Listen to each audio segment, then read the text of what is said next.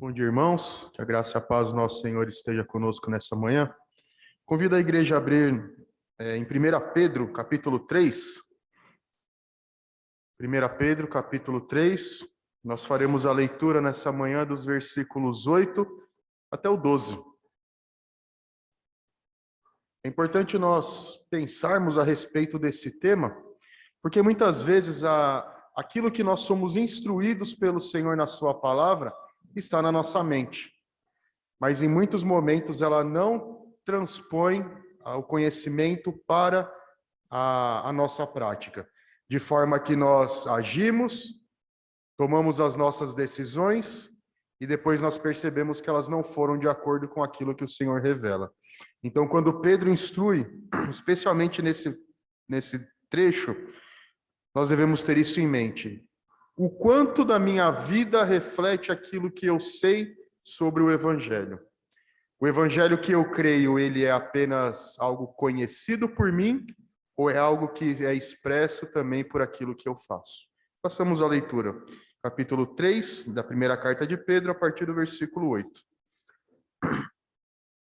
Finalmente, sede todos de igual ânimo, compadecidos, fraternalmente amigos, misericordiosos, humildes, não pagando mal por mal ou injúria por injúria, antes, pelo contrário, bendizendo, pois para isto mesmo fostes chamados a fim de receberdes a bênção por herança.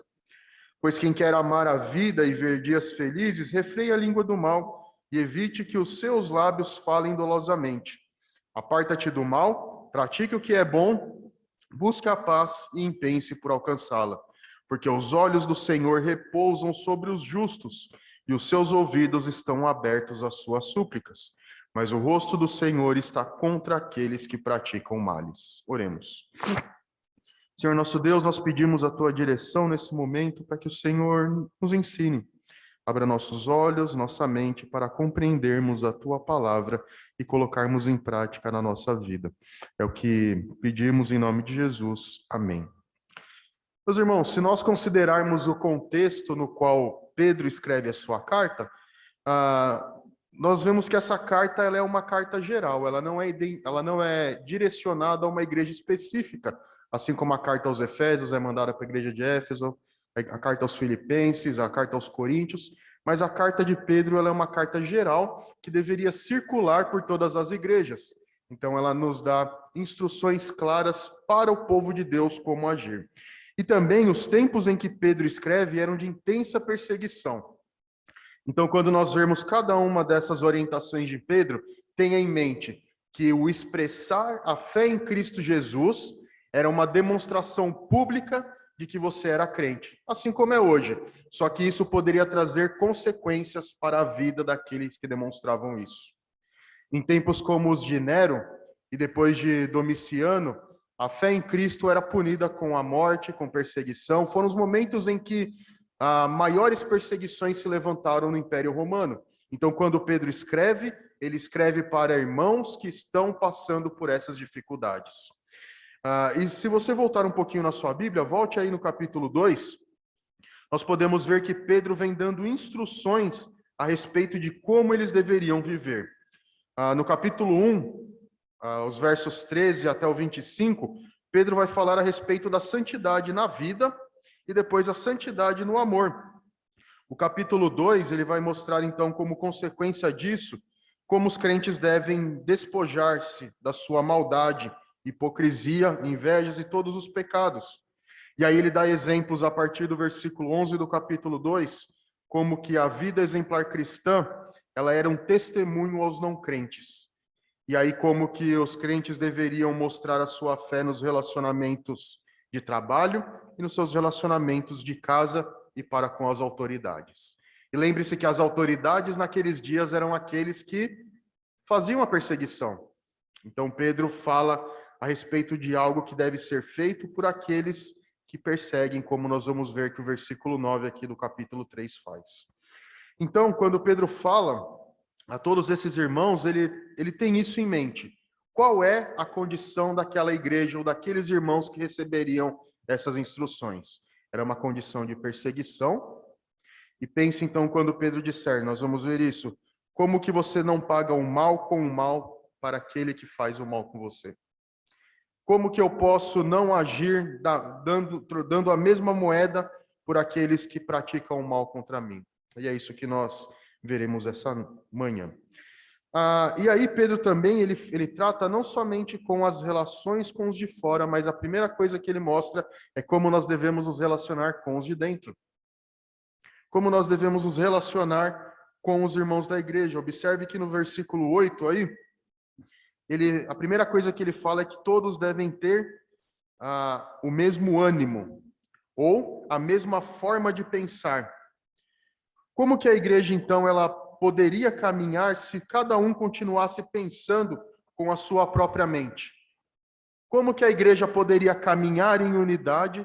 Como ela poderia representar a Cristo no mundo se ela continua como ela era antes? Cada um tem uma forma de ver o mundo, cada um tem uma forma de entender a realidade, cada um tem uma forma de entender como que eu reajo à oposição. Então, a primeira coisa que a igreja deve ter em mente, a igreja do Senhor Jesus, é que ela deve ter uma única mente. E que mente é essa? A mente de Cristo. E aí vai ser muito importante nós levarmos em conta o que o Senhor Jesus fez na sua vida. O que ele fez tanto para a nossa redenção, quanto o exemplo que ele deu para nós de como é ser alguém guiado pela vontade de Deus. Então, a mente de Cristo, ela deve ser a mente com a qual nós pensamos. Em Romanos, no capítulo 12, os versículos 1 e 2, Paulo fala a respeito da transformação pela renovação da mente. A palavra renovação é aquela que dá origem à nossa palavra metamorfose. E a metamorfose é uma transformação. Como então eu posso continuar andando como eu era? Como eu posso continuar andando conforme os meus pecados se Cristo entrou na minha vida, transformou a minha mente? Então a primeira coisa é, Cristo transformou a nossa forma de pensar. Cristo transformou a minha forma de ver o mundo. Ele fez uma metamorfose na minha mente, por isso eu devo andar conforme essa unanimidade, isso deve nos guiar. A carta, o livro de Atos, ele mostra muitas vezes como a igreja andava em unidade. A igreja estava unânime no templo, partindo o pão de casa em casa, demonstrando o amor de Cristo, demonstrando o que Deus fez por eles. Tudo isso porque a mente foi transformada. Então, por isso que Pedro começa dizendo, tenham o mesmo ânimo, tenham a mesma forma de pensar, tenham o mesmo modo de pensar, tenham a mesma intenção e o mesmo propósito. A intenção de glorificar a Deus em todas as coisas que fazemos e o propósito de servir a Deus no mundo. Essa é a mente de Cristo e é isso que deve nos guiar. A segunda coisa que Pedro coloca é que nós devemos ser compadecidos. Devemos ser compadecidos. E a palavra aqui, ela significa conhecer por experiência o sofrimento de outro. E quem fez isso de forma mais plena e perfeita, senão o próprio Cristo? Em Mateus 9:36, nos é dito que ele olhava para as multidões e se compadecia delas, porque elas eram como ovelhas sem pastor. Jesus poderia ter deixado aquelas pessoas que o rejeitaram, aquelas pessoas que queriam viver de acordo com o seu próprio modo de pensar, a própria sorte. Ele poderia olhar para aquelas pessoas e pensar, elas que andem como elas querem. A culpa não é minha. Elas estão assim porque elas querem. Mas o que Jesus fez? Jesus olhou para elas e teve compaixão. Jesus olhou para elas e viu que aquela situação em que eles se encontravam, embora eles pensassem que era alguma vantagem, na verdade trazia dor e sofrimento a eles. Porque eles não encontravam alívio para suas cargas. Eles não encontravam saciedade na fonte que eles buscavam. Eles não encontravam a paz que Deus pode dar. Então, por isso, Jesus olhou para aquelas multidões, que elas eram como ovelhas sem pastor, estavam desgarrados e perdidos. E Jesus, então, teve compaixão daquelas pessoas. Então, nós, povo de Deus, tanto dentro da igreja quanto fora, devemos ter esse olhar para com as pessoas. Conhecendo a nossa própria debilidade, as nossas próprias fraquezas, nós devemos olhar para o outro e também ver que ele está sofrendo. Porque é muito fácil nós olharmos para o nosso sofrimento e dizer: você não sabe o que eu passei, você não sabe o que eu estou passando. A minha dor é muito maior do que a sua. Já conversaram com pessoas assim que você fala: olha, eu tô com uma dor nas costas. Ih, mas você não sabe como tá a minha tá muito pior. Olha, eu tô com uma dor de cabeça. Vixe, eu passo dor de cabeça todo dia. Já viram pessoas assim? Que a situação dela é sempre pior do que a sua? Mas o que Jesus ensina é: olhem para as pessoas nas suas debilidades. Olha para as pessoas vendo o sofrimento pelo qual elas passam e se compadeça. E entenda o que ela passa. Então, por isso que nós devemos olhar para a dor e o sofrimento das outras pessoas e ter compaixão delas. Saber que a dor dói. Assim como ela dói em você, ela também dói no outro. Então, ao olharmos para as outras pessoas, olhemos com esse olhar, entendendo que o sofrimento ele só pode encontrar conforto no Senhor Jesus. E é para isso que a igreja foi colocada, para ser um suporte uns aos outros, para ser alguém que está ao lado, aquele que está ombro a ombro, se compadecendo, sofrendo junto, mas ao mesmo tempo lembrando que o Senhor é quem socorre. E as experiências pelas quais nós passamos são exemplos do que Deus faz. Você pode dizer para outra pessoa: olha o que Deus fez por mim. Era uma situação muito difícil, era uma dor muito forte, mas o Senhor me deu a paz, me deu o conforto. E Ele pode fazer o mesmo com você. E isso nos remete à próxima expressão que Pedro usa, fraternalmente amigos. Então, qual é a nossa relação enquanto povo de Deus aqui na igreja? A expressão irmão não pode ser apenas uma forma como nós nos chamamos. Não pode ser algo que todo mundo usa, então também uso. Mas a expressão fraternalmente amigos ou afetuoso com os irmãos significa que nós devemos ter um relacionamento familiar, considerando-nos como de fato família de Deus. Se Deus é nosso Pai, se Jesus é o nosso irmão mais velho, os irmãos são de fato nossos irmãos e todos fomos adotados para ser a família de Deus, para ser o povo de Deus e estar unidos nessa relação. Então, nosso relacionamento não pode ser frio e distante daqueles que pouco se importam com as outras pessoas, mas devemos estar juntos com a igreja, como família do Senhor. E isso nos lembra o que o compadecimento faz. Se o compadecimento nos faz olhar para o sofrimento do outro, é porque nós temos ele em conta como nosso irmão. É porque nós temos em conta de que ele é a família de Deus. E por isso que quando a gente pergunta, está tudo bem, não pode ser apenas uma formalidade. Uma forma de cumprimentar, uma forma de mostrar educação, mas tem que ser algo que realmente demonstre que nós nos importamos com os outros. Por isso que os relacionamentos dentro da igreja, eles devem ser fraternais, devem ser essa relação de irmandade, considerando de fato uns aos outros como os irmãos, demonstrando afeição, demonstrando amor, demonstrando esse amor familiar. Romanos 8:29 diz que nós fomos predestinados para sermos conformes à imagem dele. E o que Cristo fez? Ele morreu por nós quando nós éramos os seus inimigos, para que nós nos tornássemos família de Deus.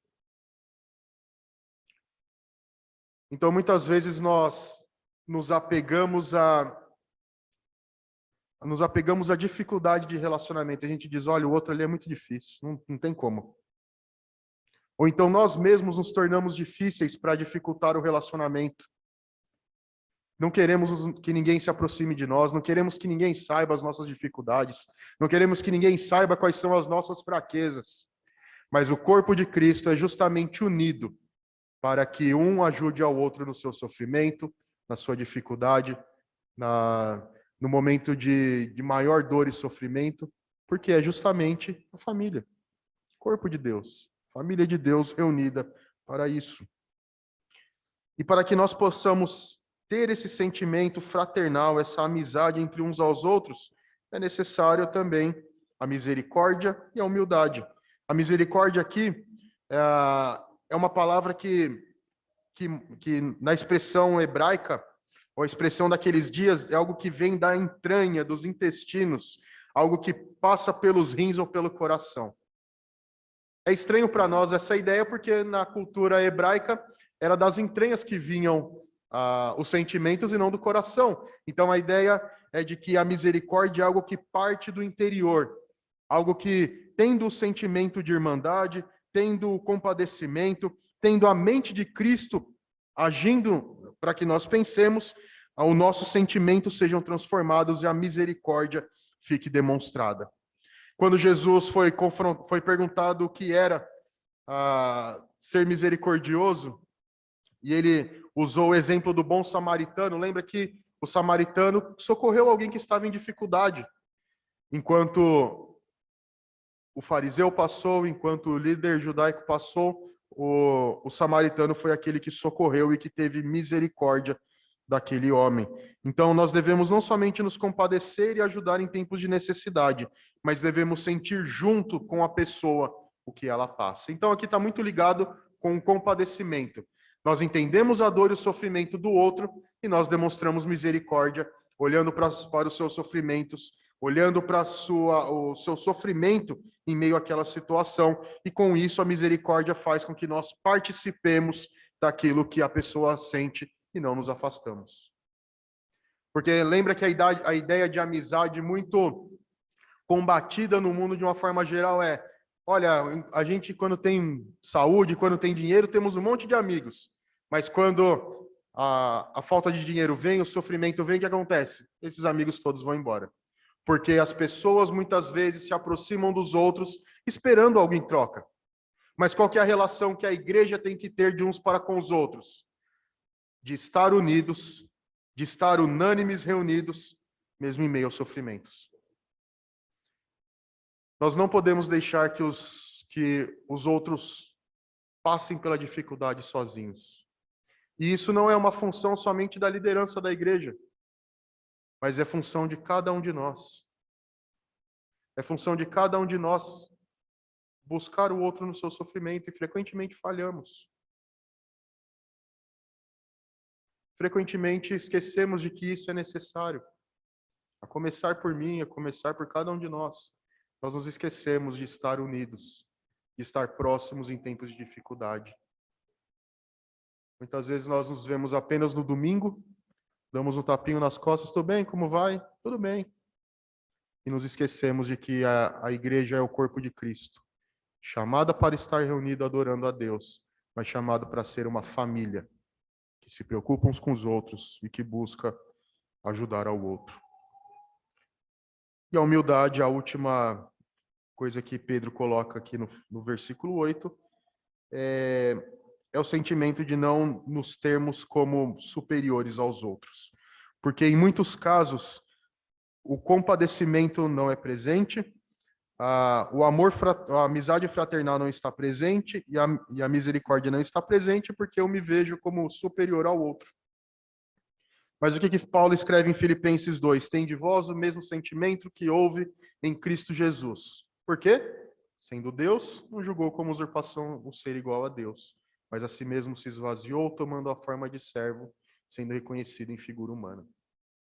Jesus podia se colocar como alguém superior aos outros? Podia, ele era Deus. Ao caminhar para a cruz ou ao ser julgado, ele poderia falar: eu sou o Filho de Deus, e demonstrar que ele era o Filho de Deus. Mas o que ele fez? Foi obediente até a morte, porque estava nos planos de Deus entregar-se em resgate dos seus.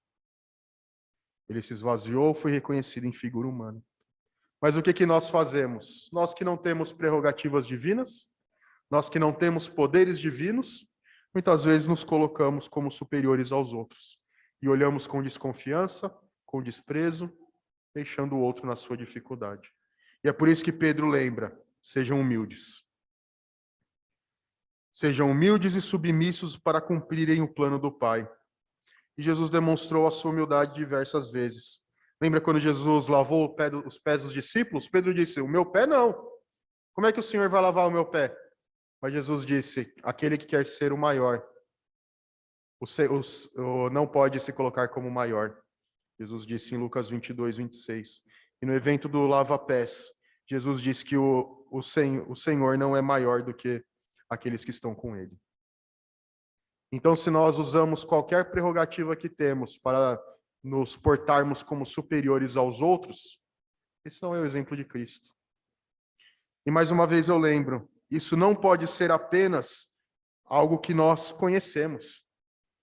Pensarmos, não, Jesus realmente foi humilde, eu tenho que ser humilde também. Mas como que isso se revela quando eu estou tratando algo com alguém? Como que isso se revela quando eu tenho algum problema com alguém? Como que isso se revela quando eu vejo o outro em dificuldade? Ou seja, o quanto o que eu sei passa para o que eu faço. O quanto o meu entendimento das Escrituras inunda as minhas práticas. Não pode ser um conhecimento apenas, meus irmãos.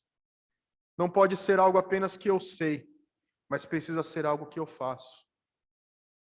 E a igreja é o lugar onde Deus nos dá oportunidades diversas de fazermos isso. Não faltam oportunidades para demonstrarmos a mente de Cristo no corpo de Deus, na família de Deus. Não faltam oportunidades para nós mostrarmos ou colocarmos em prática aquilo que nós aprendemos quando nós estamos reunidos no corpo de Cristo. E Pedro não para aqui. Pedro fala que não somente na igreja nós devemos fazer isso, mas isso também se estende ao mundo. Porque perceba que a segunda coisa que Pedro coloca aqui no texto, no versículo 9, é que nós não devemos pagar o mal com o mal. Claro que isso pode acontecer dentro da igreja também. Pessoas que ou por desatenção ou por dolo mesmo fazem o mal. Mas no contexto da carta de Pedro, o Império Romano impunha a maldade. As pessoas que moravam perto impunham a maldade, denunciando as pessoas que eram crentes no Senhor Jesus.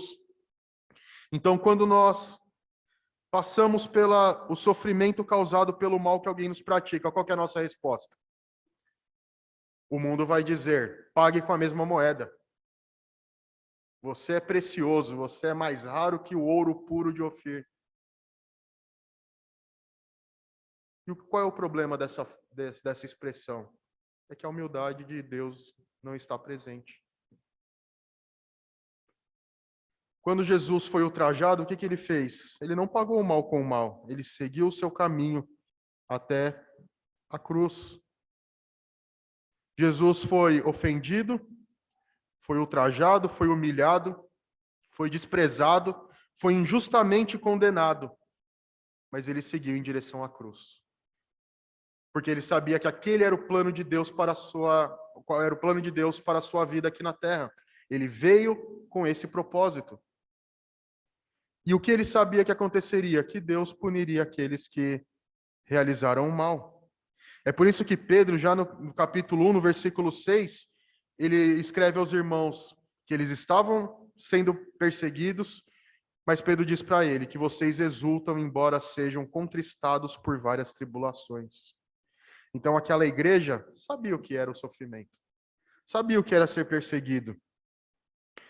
E Pedro instrui a eles que eles deveriam exultar, porque tudo isso era muito breve comparado à eternidade e o eterno peso de glória. Então, quando Pedro escreve aqui, não paguem o mal com o mal, nem injúria por injúria, antes, pelo contrário, bem dizendo, ele diz o seguinte: vocês certamente são desprezados, vocês certamente estão sofrendo, estão sendo humilhados, mas não respondam mal com mal, não paguem na mesma moeda, mas abençoe aqueles que te perseguem. Lucas 23:34 nos mostra que Cristo ali na cruz, enquanto estava morrendo, ele disse: Pai, perdoa-lhes porque não sabem o que fazem. Jesus intercedeu pelos seus algozes. Jesus intercedeu por aqueles que impunham o castigo injusto que ele sofria. Então, quando nós somos perseguidos, quando nós somos ultrajados, quando somos humilhados, não devemos deixar que a nossa ira se acenda contra o outro, mas devemos rogar pela justiça de Deus. Não é fácil, irmãos, porque nós somos humanos e temos que lutar contra a velha natureza. Mas lembre-se que nós temos Cristo, que passou por isso.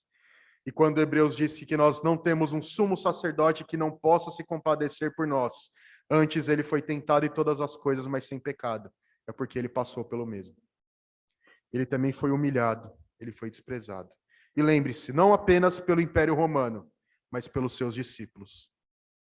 Judas, que estava ali próximo a ele, o traiu. Pedro negou Jesus, também o traiu. Quando perguntado, você estava com Jesus? Ele disse, eu não, nem conheço esse homem. E os outros discípulos todos também não estavam com ele na cruz. Todos eles fugiram.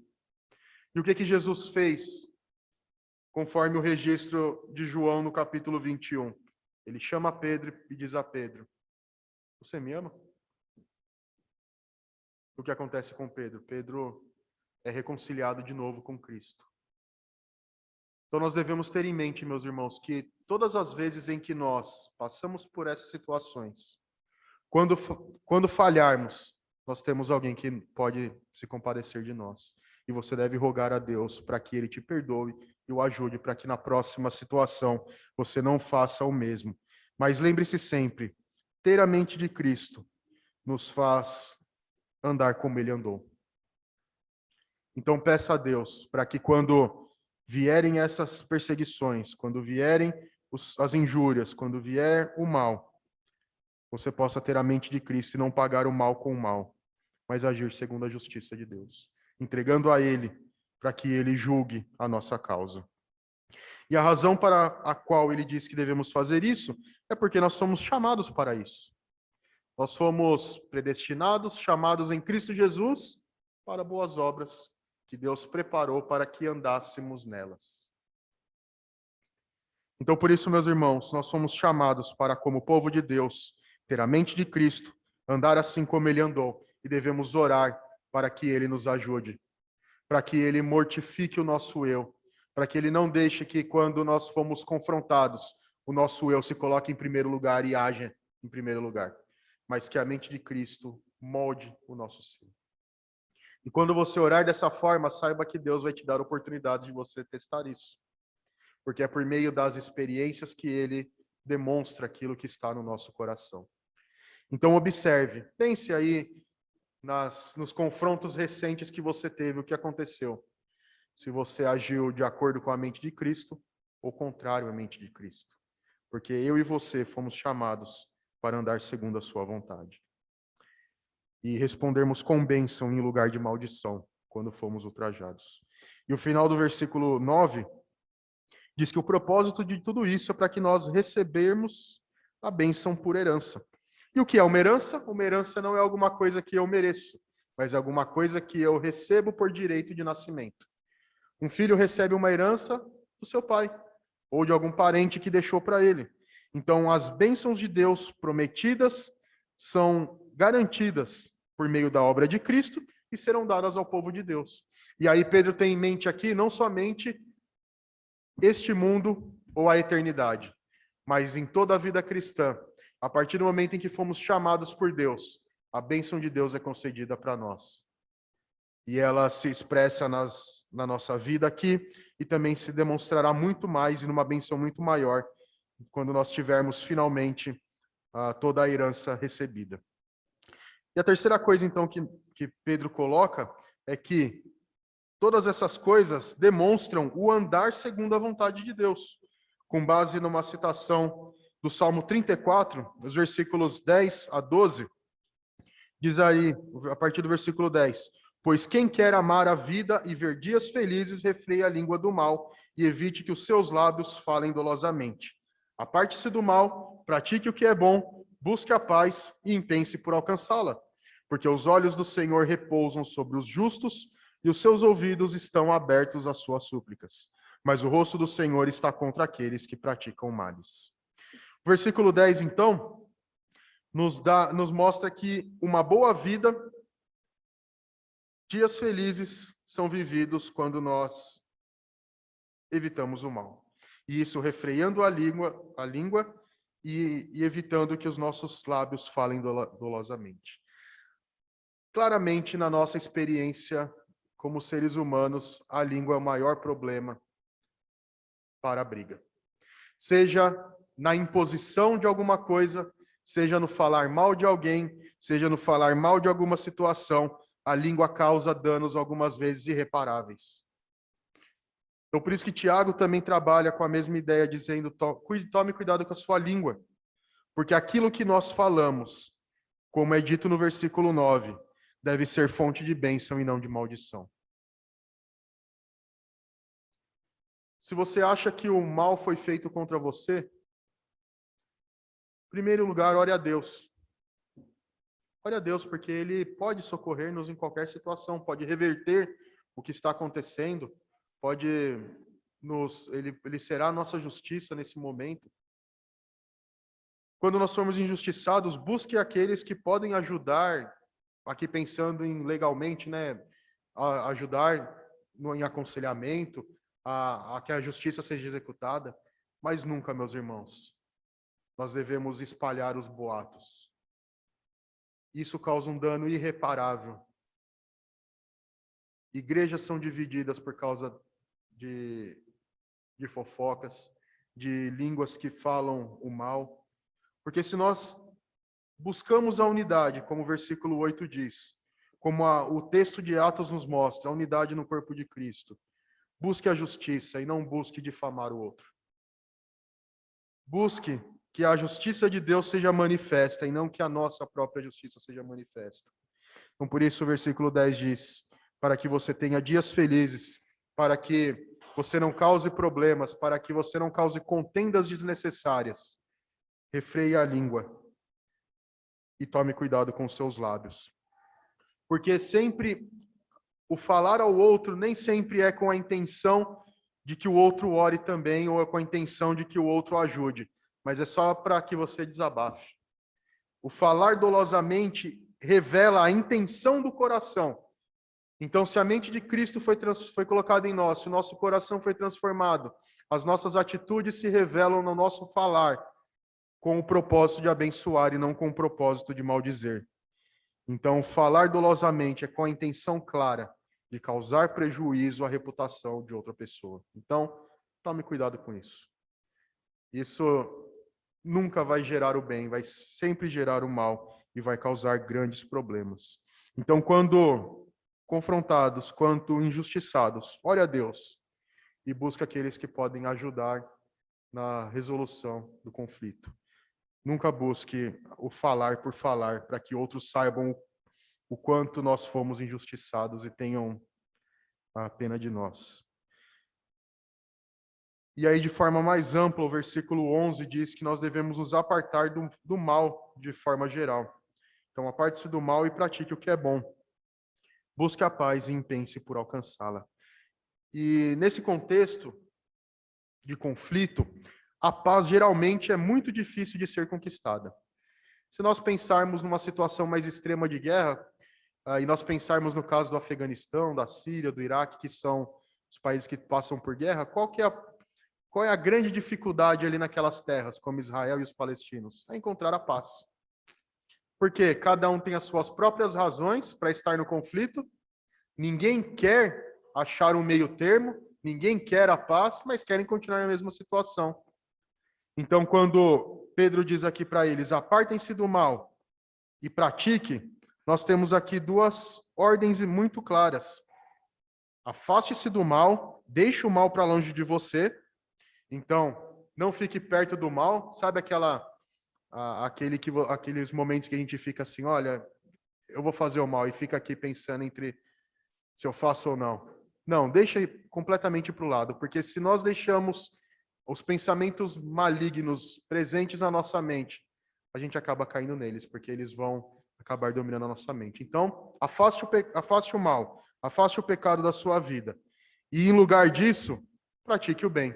Então, não é só um deixar, mas é um novo modo de viver. Afaste o mal e pratique o que é bom. E assim nós podemos buscar a paz. E aí a paz, nós devemos ter muito claro que a paz não é uma paz a todo custo. Porque existem muitos momentos em que a gente fala, olha, está completamente errado isso daí, mas deixa para lá. Então veja que é o contrário. Quando fala em tome cuidado com a língua, não é deixe para lá, mas haja de forma justa. busque quem pode ajudar na solução, porque a paz ela é buscada quando nós praticamos a justiça. Então, se o nome de Deus está sendo ultrajado, a paz não pode existir. Então, aqui a diferença é entre o que é feito a mim e o que é feito ao nome de Deus. Lembre-se que Jesus deu esse exemplo. Por que que ele se irou contra os mercadores do templo? Porque eles estavam ultrajando o nome de Deus. Agora, quando Jesus foi injustiçado, o que ele fez? Ele orou por aqueles que estavam contra ele. Porque a ideia é que a ira muitas vezes se coloca no nosso coração porque nós nos sentimos particularmente ofendidos. E nós queremos buscar a nossa própria justiça. Queremos que o nosso nome não seja profanado. E a gente esquece que o nome de Deus não deve ser profanado. Então a paz, ela não é a qualquer custo, mas ela é uma paz obtida por meio da verdade, que é o próprio Deus. Porque a gente, como ser humano, pode ter duas tendências. A tendência de não querer a paz, gostar de estar em meio ao conflito, em meio à disputa, ou a gente pode pensar, deixa para lá, é melhor, eu fico mais tranquilo se eu não fizer qualquer coisa, não vou ter problema. Não é nenhum extremo, nem outro, mas buscar a paz é buscar a harmonia, a unidade de pensamento baseada na verdade. Então a igreja do Senhor Jesus não pode ter várias formas de pensar, como Pedro colocou no começo. Mas tendo a mente de Cristo, age conforme Cristo e busca a paz conforme Cristo. Porque a maior expressão de paz, a maior luta para que houvesse paz foi feita pelo próprio Jesus. Porque a nossa situação enquanto seres humanos naturais era de afastamento completo de Deus. E como pecadores, nós estávamos não somente longe de Deus sem querer saber de Deus, mas nós estávamos em conflito com Deus. Estávamos lutando contra Deus. Mas Jesus, ao ser crucificado na cruz, nos deu a paz. Porque ele nos reconciliou com Cristo, com Deus. E por isso é dito que ele é a nossa paz. Então a paz dentro da igreja, a paz que nós buscamos, ela tem como fundamento a paz que Cristo conquistou. Ela tem como base a paz que o Senhor Jesus nos dá.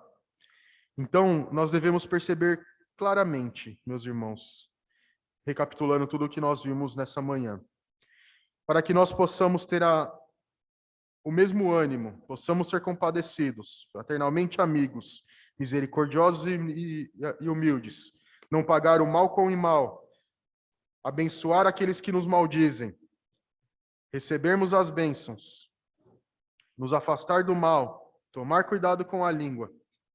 Tudo isso tem como fundamento o próprio Senhor Jesus. Ele é o exemplo maior. Porque todas essas coisas foram mostradas, foram feitas por ele. E ele é o nosso exemplo, então, de como ser alguém compadecido, alguém amigo, misericordioso, humilde, alguém que não paga o mal com o mal, alguém que busca a paz. E ele não somente demonstrou, como ele conquistou todas essas coisas. Então, como que eu posso demonstrar todas essas coisas? Tendo o Senhor Jesus habitando em mim. Tendo o Espírito Santo trabalhando cada dia na minha vida. Então, meus irmãos, se você já recebeu o Senhor Jesus como Senhor da tua vida, busque essas coisas. O Espírito Santo nos é dado, dentre outras coisas, para que ele nos transforme dia a dia. Santificação significa um processo de conformação à imagem de Cristo. A parecer mais com Cristo. A ser mais como Jesus. E as situações são colocadas diante de nós para que nós coloquemos em prática essas coisas que conhecemos. Para demonstrarmos o compadecimento, a misericórdia, a humildade, a como está a nossa língua. Então, se você tem o Senhor Jesus no seu coração, ore a Ele, para que você seja assim. Não diga simplesmente, eu nasci assim e vou morrer assim, eles que me aceitem dessa forma. Não é assim. Lembrando que o versículo 9 diz que para isso nós fomos chamados. para demonstrar a mente de Cristo, para andar como Jesus andou, para sermos transformados de glória em glória. Então, meus irmãos, algumas aplicações para nós, além dessa. Busque a unidade. Tenha o mesmo modo de pensar e amar aos outros. E qual que é o modo de pensar de Cristo? O que é revelado na sua palavra. Todas as coisas que nós pensamos serem certas devem ser validadas à luz das Escrituras. Nós não devemos, e aí voltando à questão da paz que deve ser buscada, nós não devemos impor a nossa vontade sobre os outros de qualquer forma, porque muitas vezes as brigas se dão desse modo. Eu quero que a minha verdade seja verdadeira e o outro também quer, e aí ninguém se acerta. Mas converse, pondere, pensem juntos como que você pode chegar a um meio termo, como que você pode conciliar as ideias, porque muitas vezes os pontos de vista não são contrários à palavra de Deus, mas são pontos de vista. Então, quando esse é o caso, converse, chegue a um consenso. Agora, lembrando que a paz não deve ser conquistada a qualquer preço. Se o nome de Deus está sendo profanado, aí sim não permita. A unidade, ela não deve ser acima da verdade. E aí, tendo isso em mente, nós devemos buscar essa unidade e amar uns aos outros, demonstrando esses atributos que Pedro nos coloca.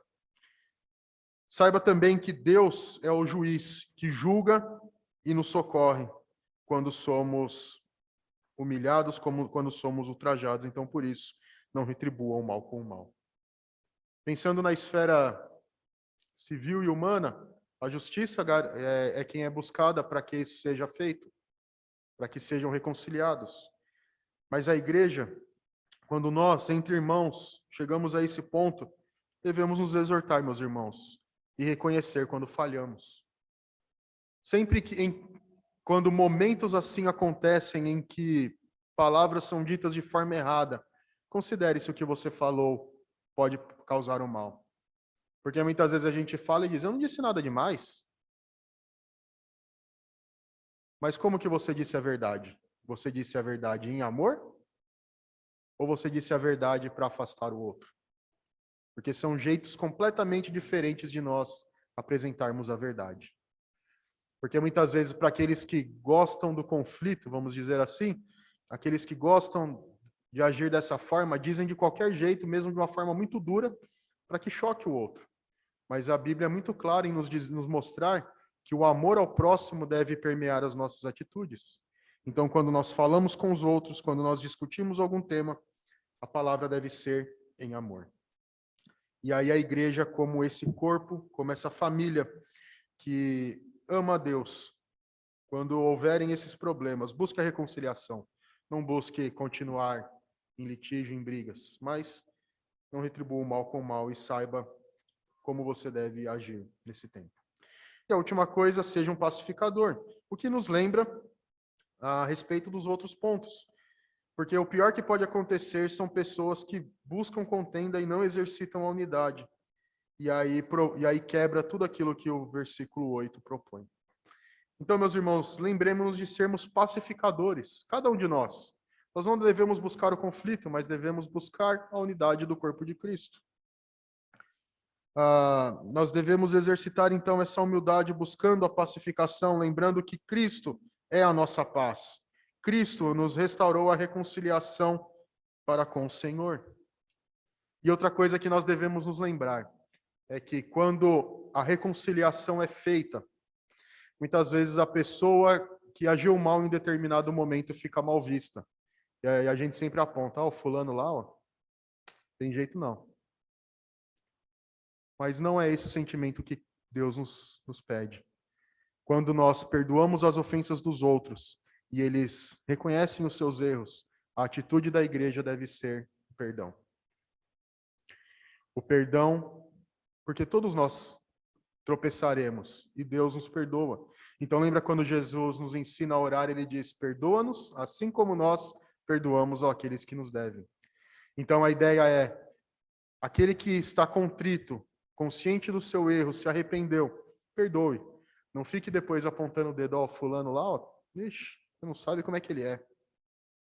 Porque o perdão de Deus derramado em Cristo nos torna seu povo. E nós, como povo de Deus, não podemos tentar obter uma justiça maior do que a do próprio Deus. Então, meus irmãos, que nós possamos agir dessa forma, lembrando não somente de conhecer essas coisas, mas que nós também a coloquemos em prática. Então, meus irmãos, durante o dia, durante a semana, leia esse texto, considere cada uma das suas atitudes, pense no que você tem feito e veja se você consegue enxergar essas características de Cristo na sua vida e identifique onde você precisa melhorar.